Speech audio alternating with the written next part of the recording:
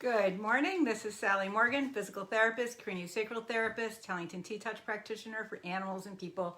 This is Tristan. He's a Corgi, and today's my birthday. Yay! So Tristan's dressed up to party. Aren't you, Bess? So one of the things that happens as you get older and older, your birthdays start to not be as exciting as they were when you were younger. And one thing I've done for my birthday for the last several years is create a fundraiser page on my Facebook for Corgi Aid. And I also donate through Amazon Smile, lots of money through my many purchases, to Corgi Aid every year. And for people who don't know, Corgi Aid is a nonprofit organization to give financial assistance for corgis and corgi mixes. They help rescue dogs from shelters and other non-permanent homes. They foster them until a new home is found. They provide medical and other expenses for these dogs to become well and find a home.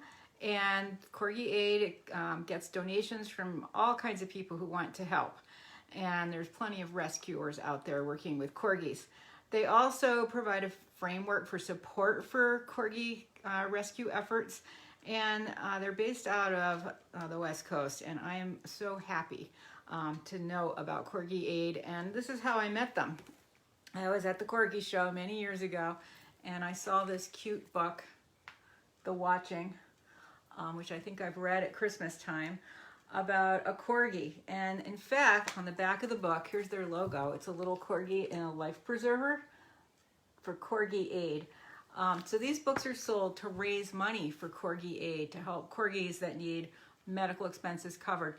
Now, one of the reasons why this organization is so important and so critical to me is because one of the biggest medical expenses for a corgi is the need for a cart. And too many owners, corgi people supposedly, have a dog, they think they're cute, they get a corgi, they develop DM.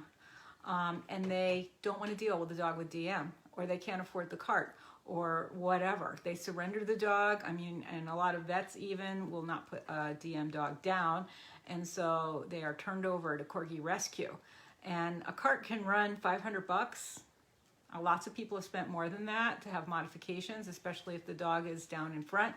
And so they really need this money to be able to help these corgis live out their lives. It's no Corgi's fault that he is born with the gene for DM, and bless their little hearts, corgis are really contributing to the research for ALS, Lou Gehrig's disease in humans, because people are donating their bodies to research at University of Missouri in order to really understand this disease. So far they're still not saying that ALS in humans is genetic, but we have definitely found a link gene-wise in corgis, and many people, including my beloved friend Karen, do a lot of education about wheel corgis and DM and try to persuade breeders to test for this gene. We see people in German Shepherd world breeding to not get hip dysplasia, and plenty of golden retriever breeders are breeding out some of the things in that breed. Why the heck can't we get corgi breeders on board to breed out DM?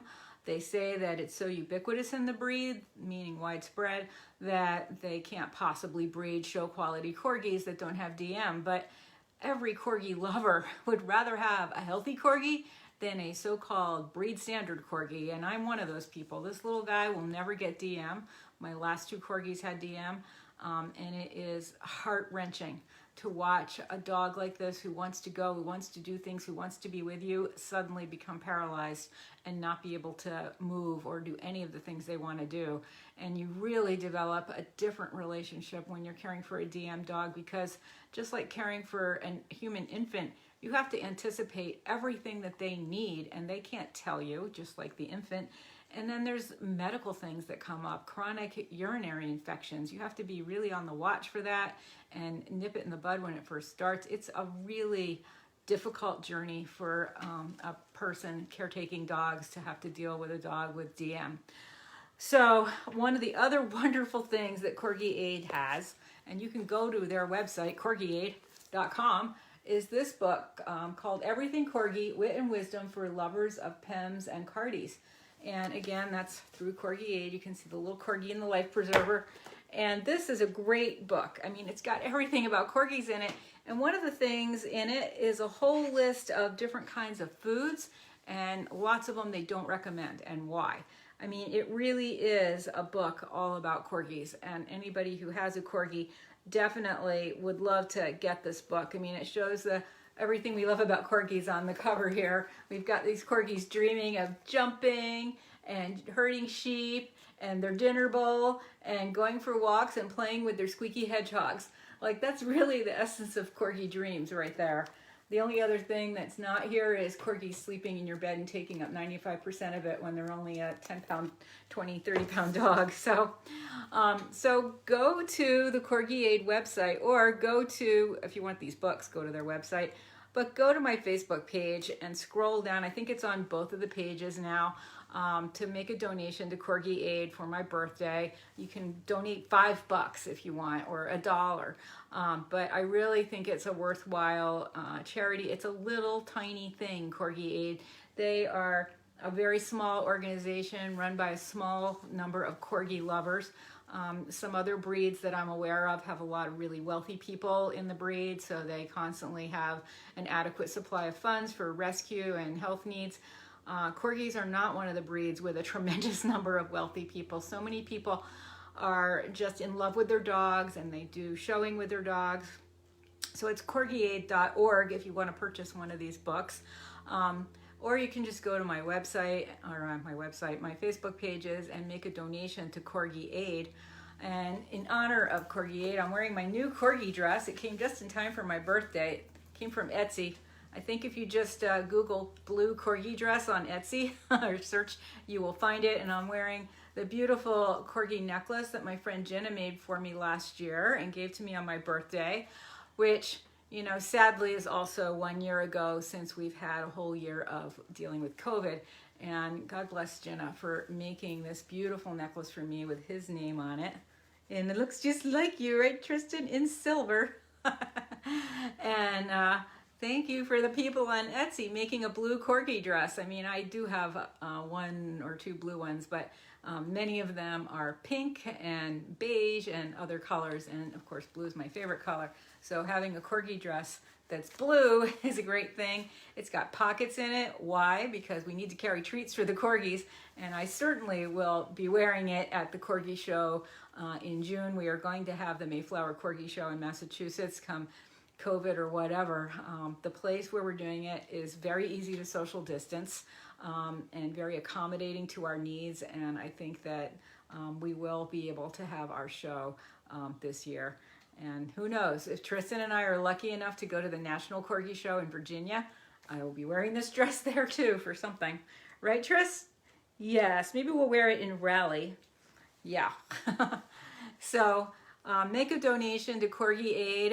If corgis are not your breed, make a donation to rescue of any kind, and make that your birthday wish, because we really want to help our pets. And sadly, lots of pets don't have great lives and really need our help.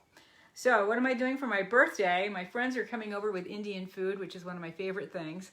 And another friend gave me a house for wood ducks. Wood ducks, by the way, were almost extinct. Who knew that? I didn't know that until a couple years ago.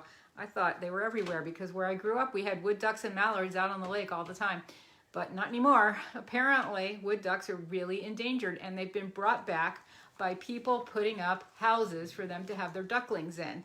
So somebody gave me, a corgi lover in fact, a nice duck house, and because mine fell off of the tree and into the stream and rotted and was really dilapidated. It was past being a fixer-upper. So now we've got this luxury duck abode waiting to go up on a tree, but the trees are all leaning this way into the stream, because when the little ducks, there's a ladder in it, the little ducks have to climb up the ladder and then they fall into the stream.